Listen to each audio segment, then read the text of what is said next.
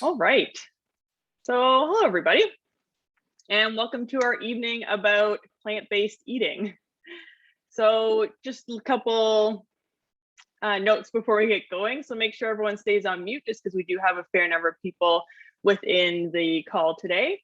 And if you have any questions as I go through my portion of the presentation, I would just like them to go in the chat. And then I will definitely get them at the end, and we'll have a few minutes for question periods at the end of my portion as well. And then we'll move on to Candace's too. So just a little introduction on me.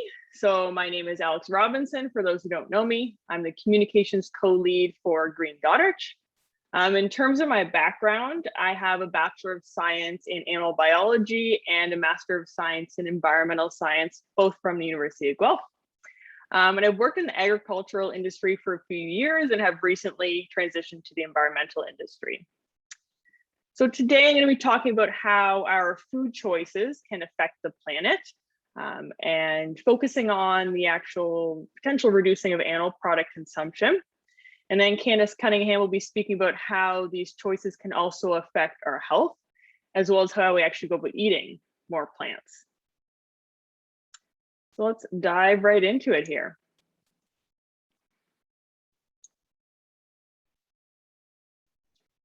All right, so first off, I do want to say when I talk about agriculture during this presentation, I'm talking about modern, intensive, monoculture, conventional, very industrial type of agriculture. So I'm not talking about small scale, backyard, organic, regenerative, mixed type of farming. I'm talking about where the majority of our animal products do come from. It's not this kind of nice open field that we have here with just a few animals, more like these more large industrial buildings filled with hundreds of animals. And when I say the majority of our animal products, I mean about 99% of them. I also want to say I am not out to get farmers with this presentation. I have many farming friends and family, and I understand the hardships and the issues within the industry and how hard it is to make a profit, and the fact that the majority of farmers do truly care about their animals and their care. So I just want to make clear that I'm not here to place blame in my presentation today. I'm just kind of providing facts. Okay. So what is so bad environmentally about our modern way of doing agriculture? So it's the #1 contributor to a lot of factors that cause harm to our environment.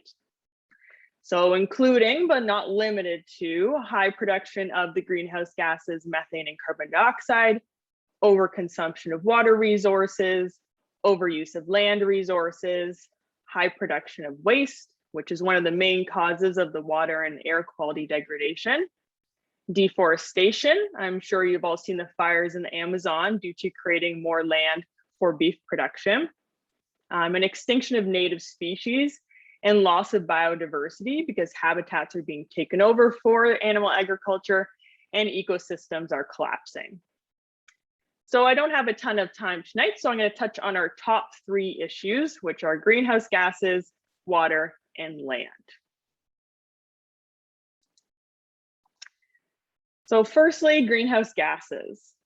So greenhouse gases are invisible gases that are trapped within our atmosphere that act like a slowly thickening blanket. So sunlight can get through the blanket, but it can't get back out. So it stays within the atmosphere as heat.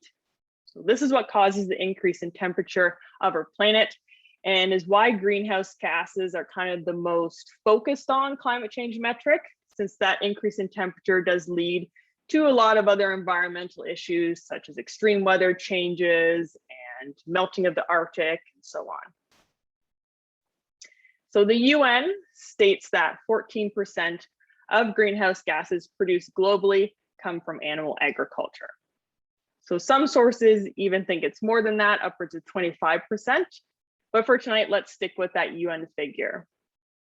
So 14% doesn't sound like a lot, but to put it into comparison, aviation or flight, which is always touted as extremely bad for greenhouse gas pollution, right?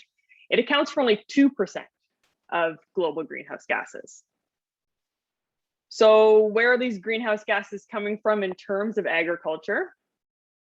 So the majority of greenhouse gas production is from livestock waste. So livestock waste is very abundant due to our meat-centric diet, especially in Western countries. So there are approximately 70 billion animals that are farmed for food globally every single year. So that equates to about 90 animals per person per year. Again, 90 animals per person per year. And the number of farm animals produced each year is predicted to double by 2050 due to the increasing population, but also the increased demand for animal products. And 70 billion animals can create a lot of waste.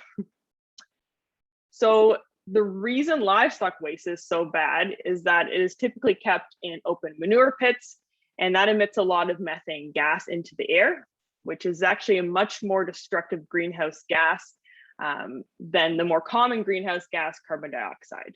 It's actually 86 times worse at heating up the planet than carbon dioxide.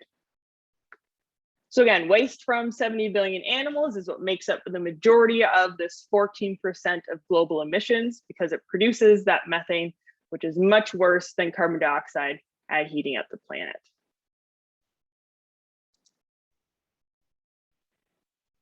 So now water. 80 to 90% of all US water consumption is dedicated to agricultural production. So not only the water animals drink, but also the water that is needed to irrigate crops that are then eaten by the animals. So typically corn and soy, and then the cleaning and the processing of the meat for market. So you may be thinking, well, we probably need to irrigate the crops that we eat as well, right? But on average, it takes 100 times the amount of water to produce 1 pound of animal protein in comparison to 1 pound of plant-based type of protein. So much more land and water needs to go into creating enough food for animals. So think of the protein intake needed for a typical cow compared to a typical human. And eating plants cuts out the middleman, right? So we aren't then growing feed, which needs to be eaten by the animal, which then is eaten by us versus the plant coming directly to us.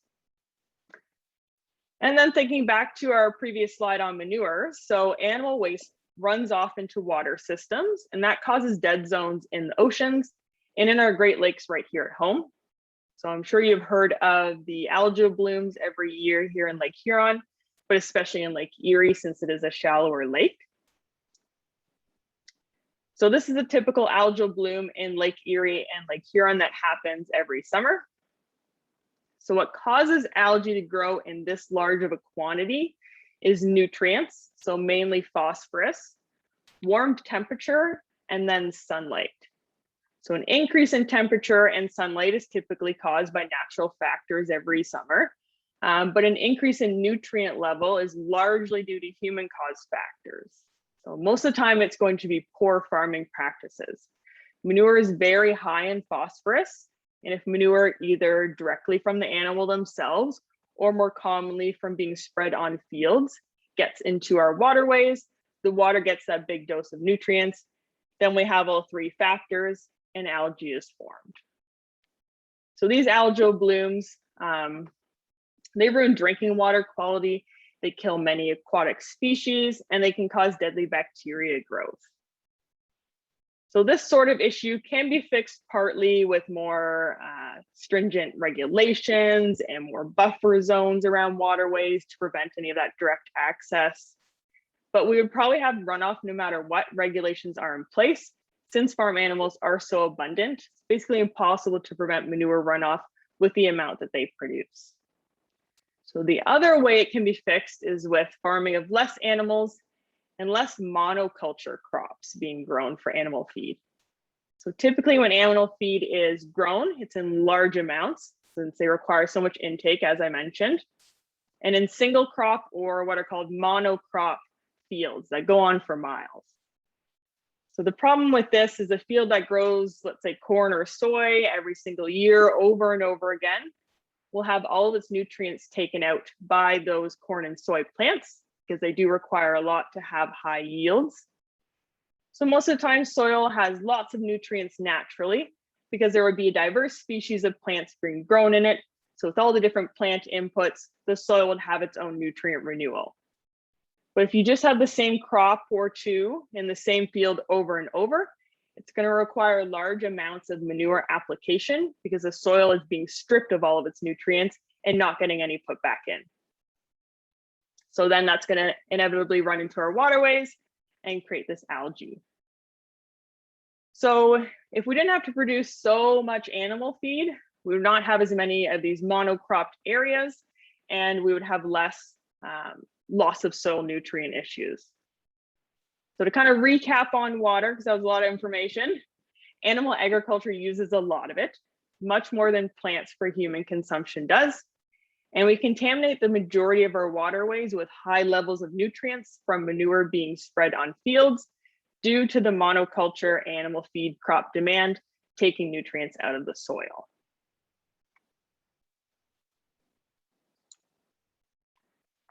And then our third big issue is land. So according to the UN, 1/3 of all arable land, so that's land that's suitable for agriculture and growing crops, is used for growing animal feed crops only. So feed that goes to the animals, not to us. So a lot of times modern agriculture is touted for being space saving because we're putting all these animals into buildings and taking them off of the land, but then we need to grow all of their feed still. So it doesn't actually save much space or land. And 1/3 of all arable land is a lot of land, and it's going to continue to increase as the population and that demand for meat continues to increase.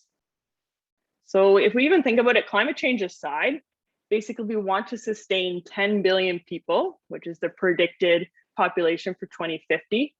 We need to eat less meat because there will be not enough land left to feed ourselves if we stick to this very meat-centric diet. And then another big issue in terms of land is soil degradation. So soils are not only losing their nutrients, but they're also becoming severely degraded due to a combination of intensive modern farming practices. So things like deep tilling, no cover crops, and monocropping, and some natural processes as well. But as that top layer of fertile soil thins and disappears, it gets quite difficult to grow crops in it. So we need to either produce less or drastically alter our agricultural practices to preserve the soil. If we don't, the UN has actually predicted that the world's usable soils will be effectively gone in 40 years. So that's not very far away. And then deforestation. So Brazil is one of the top 3 producers of both soy and corn globally, which is grown mainly for animal feed, as I mentioned, and they export a lot of this feed worldwide. So a lot of forest is continually being cleared for this crop production and for grazing land due to that increase in animal protein consumption worldwide. And the Amazon rainforest has always been known as a carbon sink, where the trees within it take in more carbon dioxide than the forest actually produces. So that's really important when we want to be reducing carbon in our atmosphere, right? However, recently, the Amazon has become a carbon source. So that means it's actually adding in more carbon dioxide to the atmosphere than the trees can take in. So most of these newer carbon emissions are caused by fires, which, as I mentioned earlier, are being deliberately set to clear land for beef production. But even once the fires are done, if ever, the lack of trees will cause the carbon source to continue. And I'm sure you're thinking, well, Brazil is quite far away from us here in Canada, but their increase in beef production has only been happening in the last about 40 years or so. And it's because the world wants to eat more meat. So again, that kind of greater demand that's happening from Western countries. So as a country, we drive that demand for more production worldwide, and that's causing these fires and deforestation to happen in Brazil. And if we do want to get even more direct, Canada does import beef directly from Brazil as well. So you can see just an example of the clear cutting that's happening without those forest fires in Brazil for animal agriculture production. So again, kind of a little recap on land. The majority of usable land is used solely to grow animal feed, not human food. And we're degrading our soils by using poor agricultural practices. And we're burning forests to make more land for beef production due to that high demand for meat that's happening globally. And by doing so, we've turned one of the biggest carbon sinks in the world into a carbon source.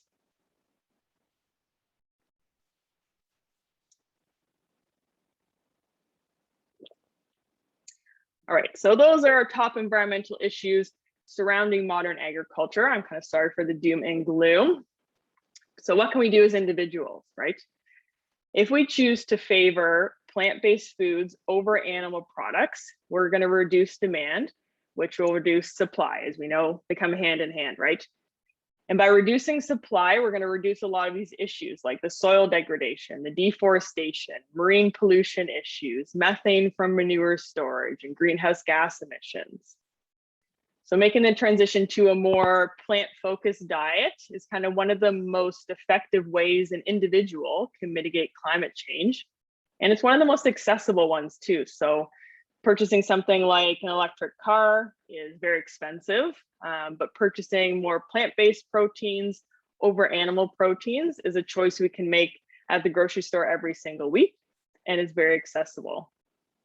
So we as consumers, we drive the market, right? Without the demand, the supply will have to go down.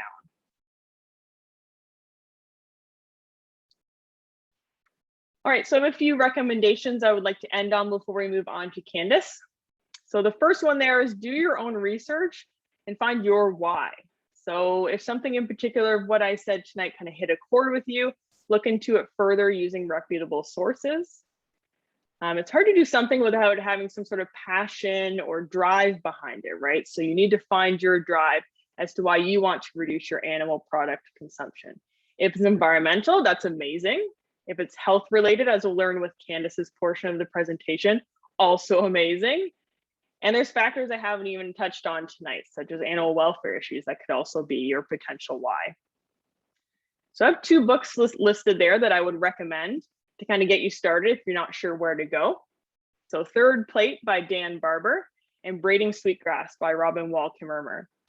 So both of these books explore our relationship with food and the environment, and they really help kind of bring all these pieces together. Then my second recommendation there is you don't need to try an all or nothing approach. Just make a point to eat less animal products. It doesn't have to be none. Or you can focus on one area. Maybe you decide to eat no red meat or no dairy and so on. So just to give you guys an example, I started by limiting my meat consumption for a couple years before I went fully vegetarian. And then over a year after that, I transitioned away from other animal products slowly until I became vegan 1 year later. So I think that for a big lifestyle change like this, you need to take your time and do it properly for it to actually stick long term, right? And again, not saying you have to go all in like me, just using myself as an example there. And whenever you can, eat more local products. So this is animals or plants. This not only supports our local community, right, but you'll also know where the products are coming from. And you can even ask questions about their agricultural practices. So this goes for non-animal product food too, right? So if your goal is to reduce your food footprint, being vegetarian, but then purchasing apples that are flown in from New Zealand, it's probably not the best way to go about it.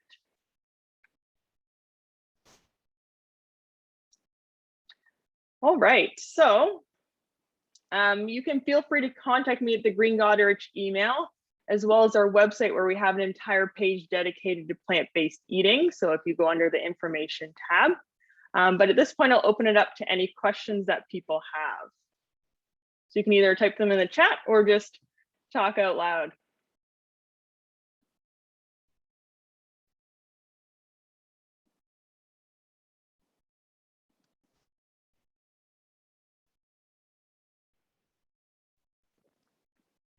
Oh, and Dean sent me a nice little recommendation about my math there. So it's actually 9 animals per person, not 90. Oh, good question, Aaron. So can I recommend any documentaries? Honestly, I'd have to probably look at my next Netflix list to remind myself of which ones I did enjoy the most on there in terms of plant-based eating. Not any coming to mind, but I will get back to you with ones that I can look up afterwards. I can help there, if that would be helpful, Alex. For sure, yeah, give it a go. The Game Changer That's a good one. Yeah, very, very good. Great if you can get your partner to sit down with you, because it speaks to the masculine often as well. And certainly, though it's not on the Forks Over Knives documentary, it's no longer on Netflix, but it is on their website, Forks Over Knives, which is also an incredible magazine that comes out that you can get, and a good website too, and an app. Those two for sure. Perfect. Yeah, those are great recommendations. I would recommend those as well. Thank you for bringing them to the top of mind there. That's great. Any other questions, guys?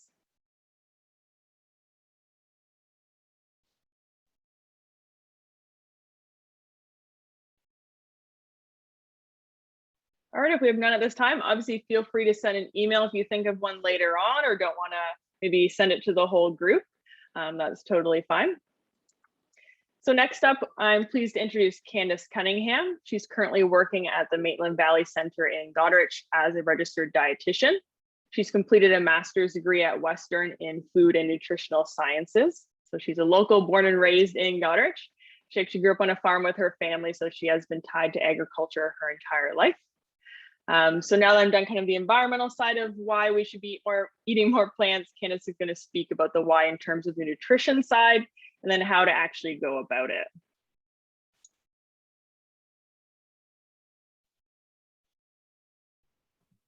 Just going to share my screen here.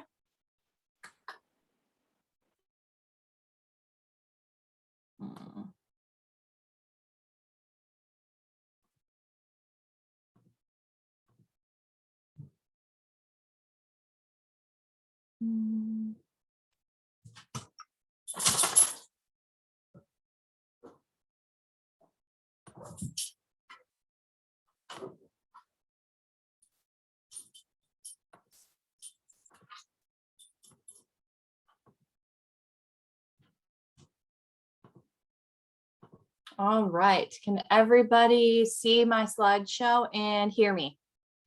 Awesome. Okay, so just want to thank everyone for attending tonight. We have a really great turnout, so that's pretty great. Thank you, Alex, for inviting me to talk tonight and for your kind introduction. Those of you that didn't hear, I'm a registered dietitian at the Maitland Valley Center out of Goderich, born and raised just outside of Goderich with my family. And now I'm currently located just outside of Clinton. So before I get started into the plant-based diet, I do want to let you guys know a little bit about a registered dietitian if you haven't heard of it before. So the initials RD that we put behind our names is a regulated profession in Canada. It's the only regulated healthcare professional in Canada for nutrition. So this means that all of the advice that registered dietitians give to folks has to be based off of research and evidence rather than opinion. Unfortunately, now with the internet being widely available to just about everybody, there's a lot of people on the internet that claim that they are nutrition experts and unfortunately can share false information to those who go and search it. So just a little bit about the education. Alex did provide a little bit about mine, but anyone who is a registered dietitian in Canada does require to do a 4-year undergraduate degree in nutrition, where I did mine at the University of Guelph.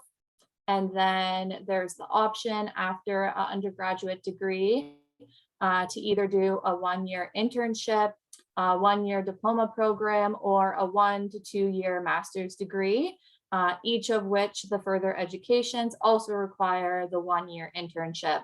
And so as Alex mentioned, I did do the 2-year master's degree at Brescia University out of London. So it's associated with Western for those of you that don't know. So just want to point out that I'm not sharing this information to be superior to those on the internet, but I do want you to be mindful of when you do go seek nutrition related information to again find it from reliable sources, particularly registered dietitians. So tonight we'll discuss plant-based diets. If you didn't already know, here's a little brief overview on what I'll do for the remaining of the presentation. So I'll start by introducing the concept of plant-based diet. So what a plant-based diet is, why someone might choose health benefits that come along with following a plant-based diet. I will then talk about the way people eat along the Mediterranean Sea. It's very well known as the Mediterranean diet. It has been very heavily researched in various health areas and have shown some really great benefits.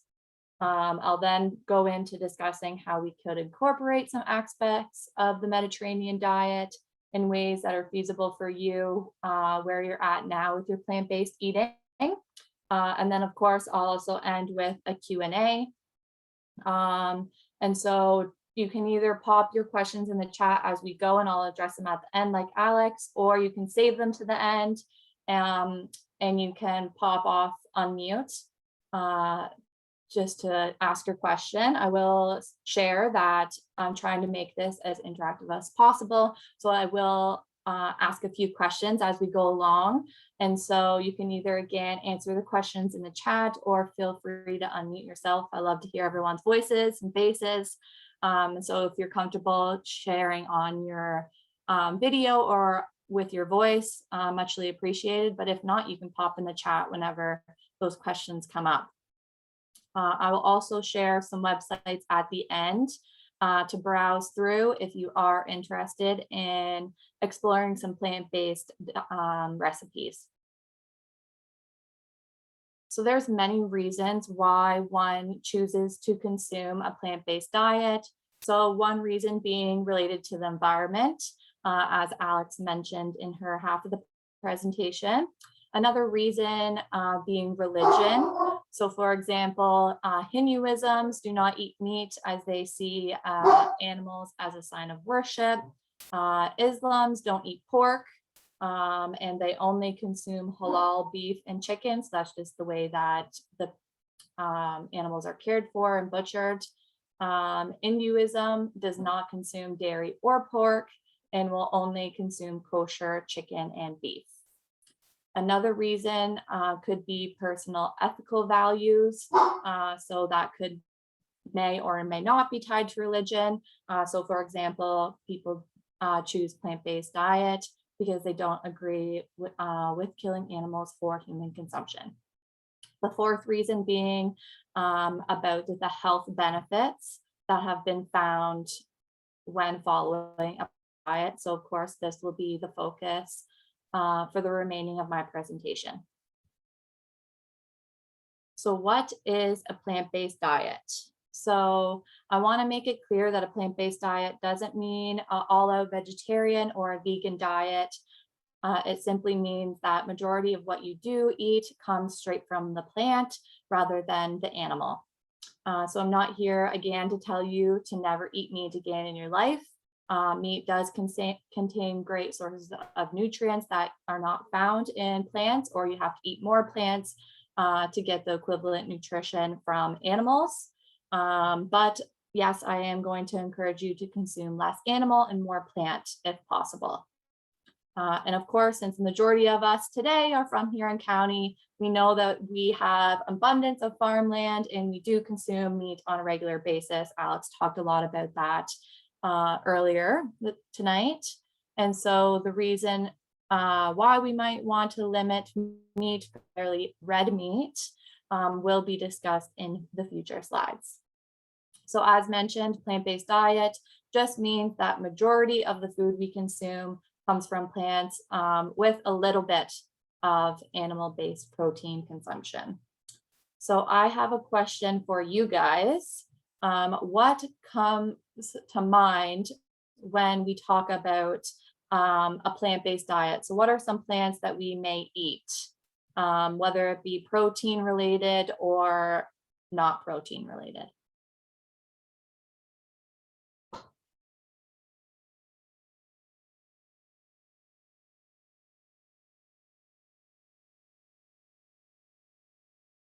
You guys are a quiet group. Sorry, can you repeat the question again, Candace? Yes. So what foods come to mind if you were, for example, to follow a plant-based diet?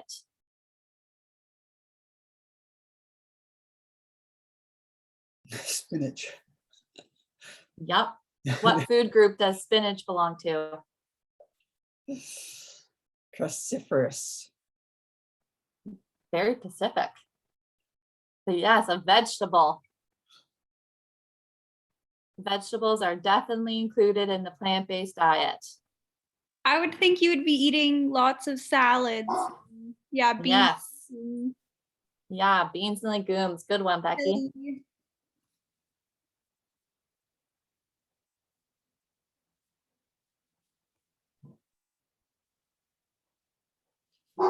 Any other plants that come to mind that you would consume? Or you do currently consume, I hope, a little bit? Most people are posting it in the chat. I'm not sure if Oh, you can see it. thank you. Yes. Peanut butter, beets, fruits, vegetables, nuts, legumes, grains. Good one. Soy,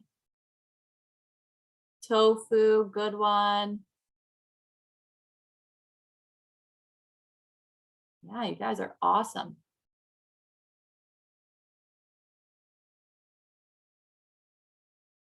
Eggs, yes. Quinoa, awesome, guys. Yeah, so all three food groups from the Candace Food Guide, so protein, grains, and fruits and vegetables are all plant-based, right? Except for, of course, those that come from the animal. So any of our meats and, of course, our dairy products. Okay. Let's move the slide on here. And so plant-based diet, of course, consumes higher intakes of fruit, vegetables, nuts and seeds. So this can be anything from peanuts, walnuts, almonds, cashews, pumpkin seeds, or sunflower seeds, and includes their butters. So someone mentioned peanut butter.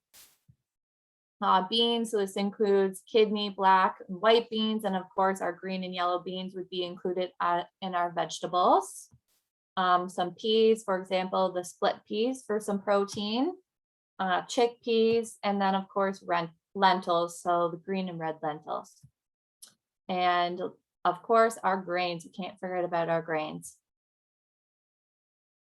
So some nutritional benefits of following a plant-based diet is that you are more likely to consume lower intakes of calories, salt, added sugar, and are saturated in trans fats. So saturated in trans fats are known to put us at risk for cardiovascular diseases. So that's to do with our heart. And unfortunately, things like red meat and our butter have high amounts of saturated fat. However, said that, you can, of course, get vegetarian or vegan processed and prepackaged foods, such as plant-based burgers, hot dogs, the chicken tenders, the fish nuggets, and they are very similar nutritionally compared to those that will be animal-based. So buying like the actual chicken tenders or, of course, the fish nuggets, they will still be higher in fat and salt. So just being mindful of that. So of course, the overall healthy eating recommendations still apply when following a plant-based diet. So of course, making your meals at home is always the best alternative to no matter what diet you are following. And then, of course, consuming a plant-based diet, lots and lots of fiber. So where we find our fiber, our grains, and our fruit and vegetables, and our legumes, so our beans, chickpeas, peas, and lentils, very high sources of fiber, and lots of vitamins and minerals are found in our plant-based foods. And then, of course, I'll talk a little bit more about preventing and treating diseases. And so the big one with plant-based diet is that it prevents cardiovascular disease and can improve your cholesterol, especially when you are living with high cholesterol. Can I And ask a so, question? Oh, sorry. yeah, go ahead. So do the plant-based meats and like butters, do they taste the same? Do they taste the same? Yeah, like, I would say no. Alex could probably speak to that a little bit more than I do. okay, Yeah, I just posted in the chat there that I personally would say that they taste the same. They didn't used to, but I would Mhm. say in the last maybe year or so, things have gotten quite advanced in imitating meat, and I would say they taste fairly similar. But it has been a while since I've eaten meat, so maybe I'm biased. okay, okay, thank you. Yes, and I don't particularly go for like the fake meat, right? I try to go for the beans, the chickpeas, the lentils, the fruits and veggies, the grains as much as I can, because of course it's lower in those fats and lower in the salts, which we know salt and fat have a huge impact on our heart health. And so I'll now move into talking about where the research lies behind the most evidence-based diet. And of course, as I mentioned, it is the Mediterranean diet. And so this is what I'll talk about for the rest of my presentation. I'll talk a little bit about what the Mediterranean diet is, what it looks like if you were going to try and introduce some parts of it, and of course, some tips and tricks to help you take those first steps. And so here comes my second question. Has anyone ever heard of the Mediterranean diet? Just a simple yes or no in the chat box will suffice.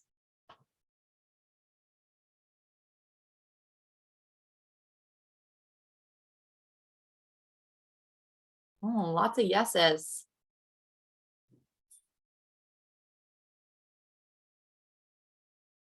Everybody has heard of the Mediterranean diet. That's pretty awesome. Okay, then I'm going to pose my second question.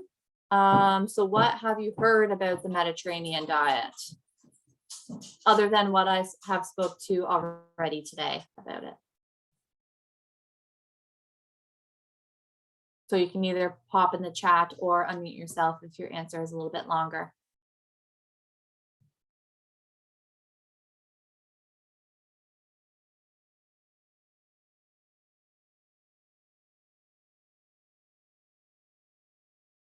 Olive oil, tomato, and fish is all I remember. Hey, that's great. Good for heart health and overall health. Yes. Creates less cholesterol, longer life, plant-based, high in vegetable, fish, and healthy fats. Improves health outcomes.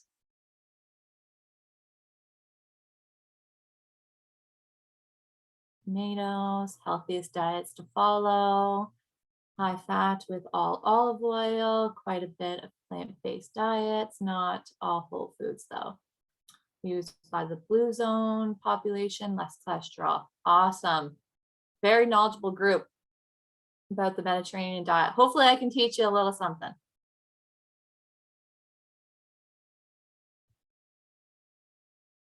Okay, so the Mediterranean diet has been around for several years.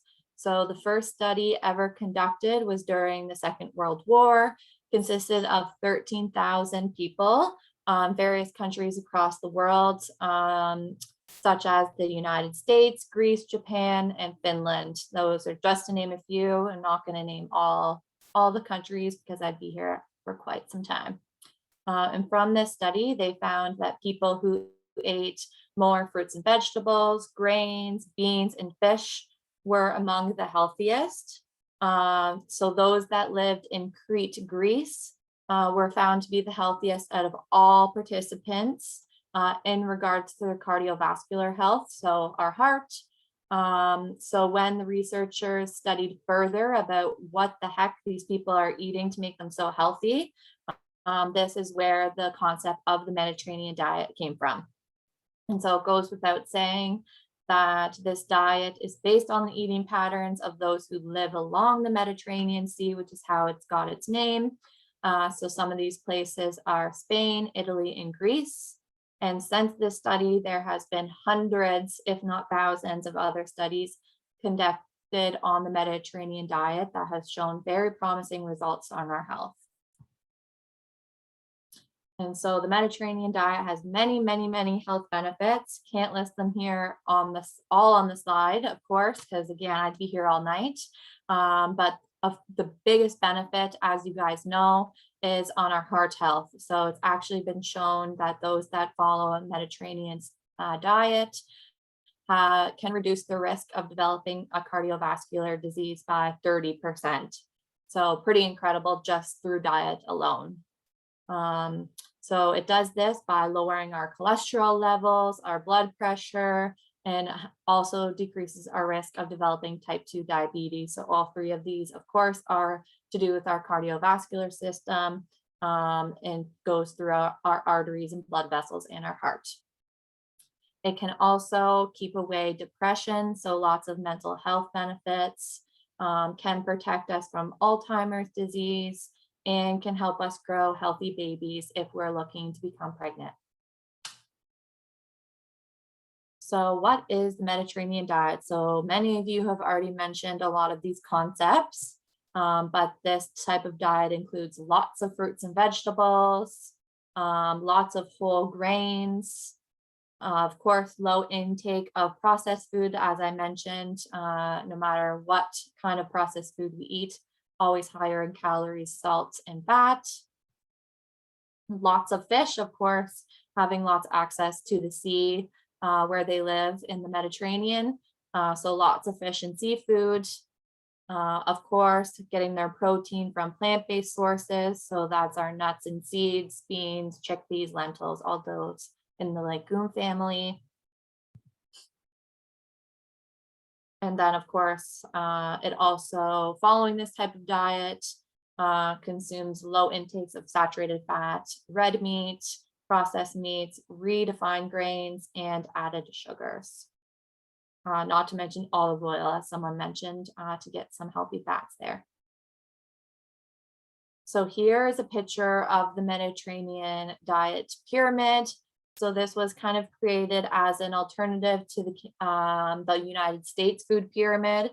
So instead of the Canada's food guide like we know it here, in the United States, it's displayed as a pyramid. So they kind of rejigged it to focus just on the Mediterranean diet. So when you see this pyramid, what really jumps out at you, or what's the first thing that you see that you're like, oh, I'm surprised about that? So again, drop it in the chat or unmute yourself.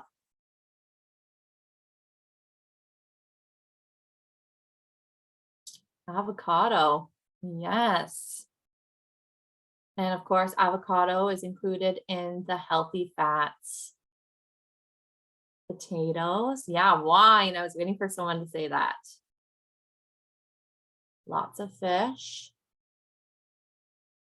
Yep, the fruits and veggies includes grains, lots of fruit and veg. Yes, so much fruit and veg.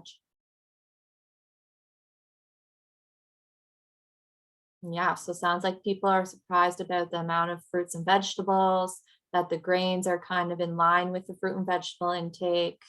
Lots of fish and seafood consumption, and then of course our red wine at the top. And have any of you tried any Mediterranean styled recipes? So have you ever explored the internet and searched for the Mediterranean diet? And if so, what do you think of the recipes?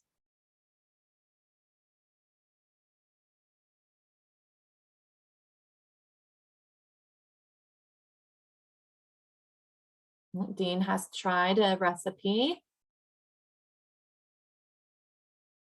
I'll do a recipe exchange. Just one person? Good for you, Dean. Okay, So we'll of course get into the Mediterranean diet in a lot more detail in the following slides.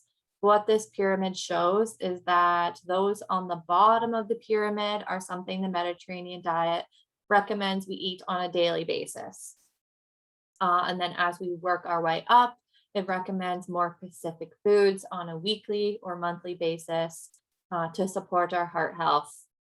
And so you're probably wondering, well, what the heck is a lot of fruits and vegetables, or how much grains am I supposed to have, or what about the healthy fats from the olive oil and the nuts and the avocado look like? So we'll get into that right now. Starting with the fruits and vegetables, of course, because they're at the bottom of the pyramid, recommended every day. And so the Mediterranean diet recommends 5 or more servings per day, very in line with the old Canada's Food Guide that recommended serving sizes. Of course, the new one doesn't, but the Mediterranean diet is still in the portion size recommendations of 5 or more servings a day. So it gives you a little bit of idea about what a serving size looks like for each food group on the slide here. So we can see that medium-sized vegetable, half a cup of fresh frozen or canned vegetables, and then 1 cup of raw leafy greens, of course, would be a serving. So a great way to try and increase your fruit and vegetable intake if you don't consume 5 or more servings already is to make sure that you're having either a fruit or vegetable every time you have something to eat. So at every meal and snack throughout the day. As for fruit, the Mediterranean diet encourages 3 or more servings a day. So medium-sized fruit, for example, an apple or an orange, half a cup of fresh frozen or canned fruit, and a 1/4 cup of dried fruit would be a serving. And then someone was surprised about how much whole grains is on the pyramid. So it does encourage 5 to 6 servings a day, which some people find shocking, especially with the keto diet being so abundant right now. But carbs are actually 50% of our energy intake, recommended by the World Health Organization. And so don't advise you to try and eliminate your carbs. You'll experience a lot of fatigue and brain fog when following a lower carb diet. And so the Mediterranean diet is definitely not lower carb because whole grains contain carbs, fruits contain carbs, and of course our plant-based proteins that we need to have when following a plant-based diet also contains carbs. And so whole grains is about 5 to 6 servings a day. And so a good way to try and increase your whole grain consumption is by simply replacing your white bread with a whole grain bread, or replacing your white pasta with a whole grain pasta. One pasta that I often recommend to folks is called Healthy Harvest. It's found in a brown box at any of our local grocery stores in Goderich. And so whole grains are also a great source of our fiber, which we know is good for our digestive tract and of course good for our heart health. Dairy products is another one, so they do limit it. So you'll notice that the fruits and vegetables are 3 or 5 or more. So they do limit the dairy to no more than 3, but of course we need some calcium. So between 1 to 3 servings a day. Also, the updated on the Canada's Food Guide, dairy is now classified as a protein food. So it is important to try and get some dairy for protein, especially when we're limiting our meat. And so they encourage some lower fat options. So milk and yogurt, those that have less than 2% milk fat, so a 1% milk or skim milk, and then same with yogurt. And then when it comes to cheese, a low fat cheese is considered less than 20% milk fat.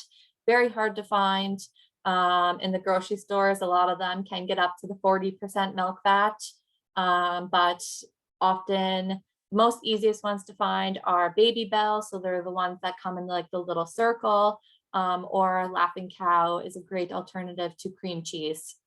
Some of those lower fat options, you will find that the white cheeses are more often found with less than 20% milk fat compared to things like cheddar or aged cheese. So a good place to start to try and get your dairy is simply having a cup of milk at breakfast. There's your one serving, and you got it you got your recommendations for the day. Olive oil, someone mentioned, so kudos to you. That's a good one. It's a great source of our healthy fats. So you've likely heard of omega-3s, omega-6s, and omega-9s. So those are our healthy fats, also called our unsaturated fats. And so these help improve our cholesterol levels. And then, of course, in turn, support our heart health. And so the Mediterranean diet recommends 4 or more servings a day of a day. So that's a tablespoon is a serving. And they specifically call for virgin or extra virgin olive oil. And so a way to try and incorporate some olive oil is sprinkling a little bit on your vegetables when they're cooking. So using olive oil rather than butter or margarine, or after they're cooked. And then of course, using some oil-based salad dressings when trying to get your veggies in. Nuts, seeds, avocados, and oils. And so they recommend having 3 or more servings of nuts, seeds, olives, or avocados. Of course, again, goes back to our healthy fats, trying to get those in. And so you could start by adding nuts and seeds as a snack. So a 1/4 cup a day will get you 1 serving. So they recommend 3 or more per week. This is where the plant-based proteins come in. So very, very important when you are reducing your meat consumption to ensure that you are meeting your protein needs. And so they recommend 3 or more servings a week. And so try to have at least 3. And then of course, slowly incorporate plant-based proteins and decrease animal-based proteins as much as we can.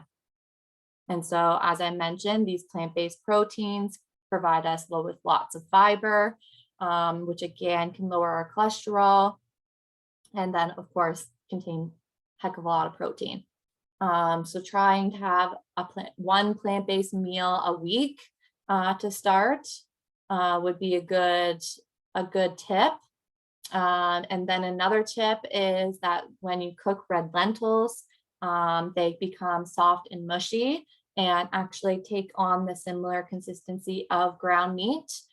So you can easily substitute cooked red lentils in spaghetti, lasagna, tacos, or even chilies. And so the Mediterranean diet is heavy on the seafood and the fish. Again, back to our healthy fats, particularly these fish on the screen are very high in our omega-3 fats. So it's recommended to have 3 or more servings a week. And so they single out salmon, sardines, herring, mackerel, trout, and another one I'll add to that list is also tuna. 6 fish that have very high amounts of omega-3. The other fish are not quite as high as those. So that's of course fresh, frozen, or canned. And then, of course, it does recommend to animal-based proteins to no more than 2 servings a week. So again, substituting our plant-based proteins such as our nuts, seeds, beans, peas, lentils, and our fish to help decrease our lean meat consumption, but also keeping in mind meeting our protein needs. So lean meats are things like chicken and turkey, but also includes lean ground beef, pork, lamb, and goat. So those are the ones to kind of be mindful about, to try to limit 2 times a week if you are looking to follow a more Mediterranean style diet. And then the last thing it does mention is the herbs and spices. So it encourages you to have unlimited amounts of it to add flavoring. So it's supposed to be a substitute for salt. Salt can be also hard on our health by increasing our blood pressure. And so substituting herbs and spices and using garlic and onions for flavoring. And so every time you cook something on the stovetop, try to incorporate an onion and a couple cloves of garlic to try and get some added flavoring in there without using salt. Now I'll move into the Mediterranean diet scoring tool. Maybe I'll take a pause here and see if anyone has questions so far about the Mediterranean diet. Just gonna update myself in the chat.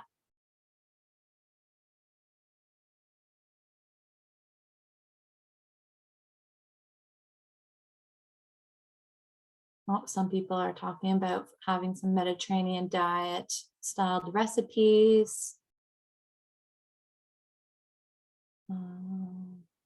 Yes. And Dean, why is low-fat dairy encouraged? Good question. And so low-fat dairy is encouraged because it's lower in our saturated fat.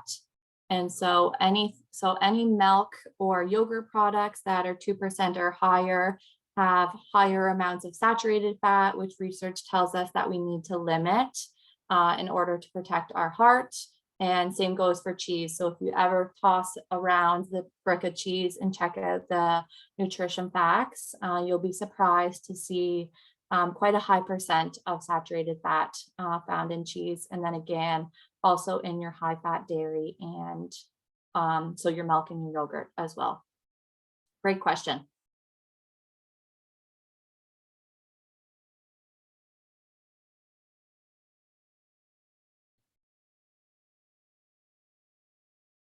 Yes, full fat dairy for society, fewer additives and stabilizers. Yes, yes, yes and no. So there's quite a few research on the fewer additives and stabilizer. Yes, it will make you feel fuller faster because again, it's high in fat. And so if you ever do consume a higher fat meal, of course, you're going to feel full for longer. May not necessarily be a good thing because we do want to make sure that you're getting all those other nutrients and not filling up on dairy. And so, for example, if we take the kiddos, for example, the recommendation is for them no more than 2 cups a day because it fills their tummy up too much and doesn't allow room for other nutrition sources, such as our fruits and vegetables, our plant-based proteins, for example.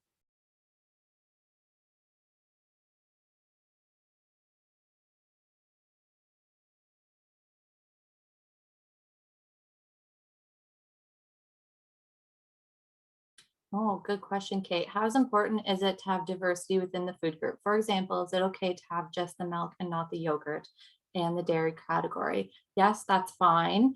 More specifically with the fruits and vegetables though, all the different colors of fruits and vegetables have lots of, so each color has different sources of nutrition. So for example, vitamins and minerals. So for example, with vegetables, you don't want to just eat leafy greens as your vegetable. You do want some orange colored fruit, some purple colored fruit, some red colored fruit and veg, just to get that variety in nutrition. If there's a reason why you're not having milk over yogurt, then yes, it's fine to just have milk, but diversity is always key to try and get some different nutrients into your diet. Yes, low sodium. Becky just shouts out a local fish farmer in Hanover. There's also a local person in Bayfield too that follows fish. Sharon's asking for recipes. Yes, Sharon, I have some links at the end of the presentation that you can check out for lots of different plant-based recipes. Recommendations for anyone who doesn't eat dairy to get sufficient nutrients such as calcium. Yes, Erin, great question. And so if you can't tolerate cow's milk, you can go for the lactose-free cow's milk version. So it just has the lactate removed, which is often the part that lactose-free people can't tolerate. Or if you want to stay away from animals completely, soy milk, actually, soy protein has huge benefits on our heart. Particularly lowering our LDL cholesterol, which is our bad cholesterol that clogs our arteries. And so opting for soy milk, and then also some of the plant-based milk alternatives also are fortified with calcium and vitamin D that you can also purchase at the grocery store.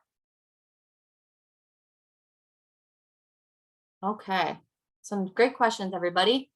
So I'll move on to the Mediterranean diet scoring tool. So this was created to help people slowly incorporate different components of the Mediterranean diet. So this tool, so the higher the score you have, the lower the risk of developing cardiovascular diseases and all-cause mortality. And so this tool is scored out of 14. Each time you answer a yes to a question, you receive a point. And it's been shown that even increasing your score by 2 points can reduce your risk. So I'm just going to reshare my screen here and see if I can pull up the tool for you guys. Can you all see that? Yes? Okay. So this is the Mediterranean diet score tool. And so you'll see 14 questions here that I've already kind of talked about with the Mediterranean diet on things it focuses on. So question 1, do I use olive oil as my main added fat in my diet? So if you say no, then it talks about how you might add it. And so down here it just says replacing saturated with unsaturated fat. So eating more than 4 tablespoons a day of olive oil. Another one, the fruits and veggies. So reasons why we should have fruits and veggies as and fiber have found in fruits and vegetables, protective for cardiovascular health, limiting our ground meats, keeping our saturated fat intake low to protect our heart. And then the list goes on, 14 questions. And so every time you answer yes, you get 1 point. And so even increasing your score by 2 points at the end of the day has been shown to have some really great health benefits. And you'll also notice tomatoes down here, as someone mentioned. Tomato sauce, garlic, and onions more than twice a week. And I'll just try and go back here. Okay, can you guys all see my presentation again?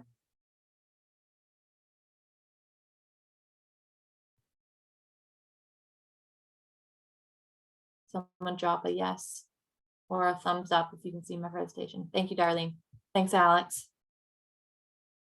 Okay, and so you might be thinking, hey, Candace, that's a lot of information today. How and where am I going to start? And so, well, we'll leave it up to you to decide, but just remember that even a 2-point increase in the Mediterranean diet score has shown awesome health benefits. So I have included a few tips for you to try and incorporate either as slowly or as quickly as you like. As Alex mentioned, her journey was slower, which again is more sustainable. We don't want to do a quick 180 because it may not be feasible for you at this time. So slow and steady always wins the race. So first tip, eating fruits and vegetables at every meal to try and get your 5 servings of veggies, 3 servings of fruit. Meatless Mondays, so you can decide to eat free for 1 day a week. Of course, it doesn't have to be on a Monday. If you're not familiar with cooking with plant-based recipes, it could be a day where you have more time to prepare food and explore in the kitchen using some beans, peas, chickpeas, and lentils. And as a snack daily, you could try to have a 1/4 cup of nuts and seeds.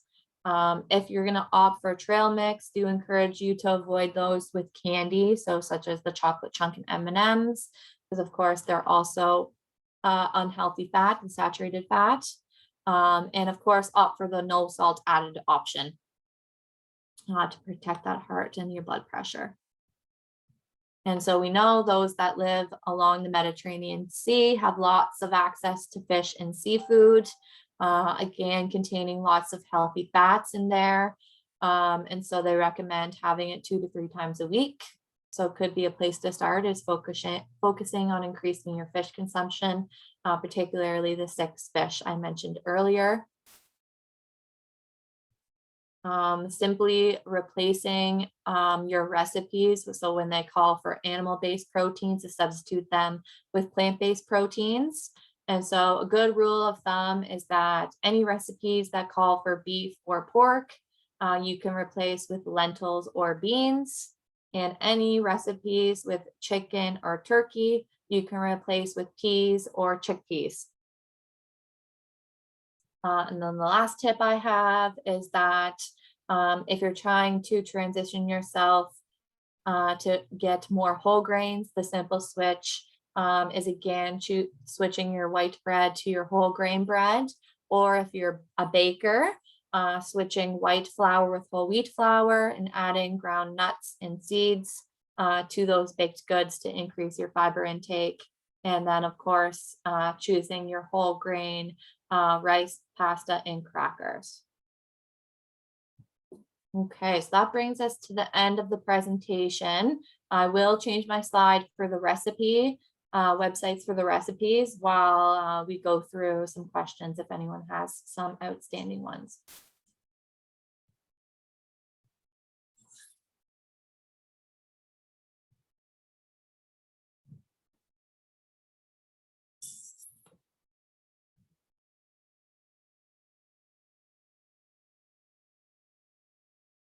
Anybody have any questions? Oh, I did go over time. Sorry, folks.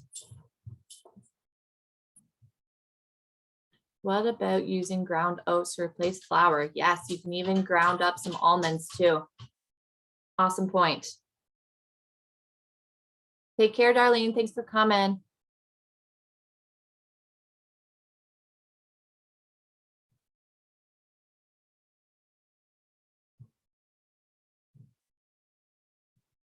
Okay, I will stop sharing my screen.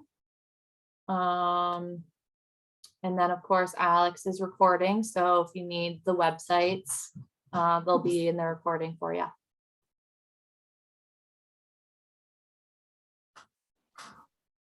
Awesome. Thanks, Candace. If there's no last questions, but I know we've gone a little bit over time, but I think Yeah, that was sorry, super guys. important information. So I hope everyone learned something interesting this evening, are inspired to try some new recipes, as well as maybe find their kind of why for reducing their animal product consumption. But we'll leave it there, and I hope everyone has a good and dry evening. So stay safe out there, everybody. Thank you.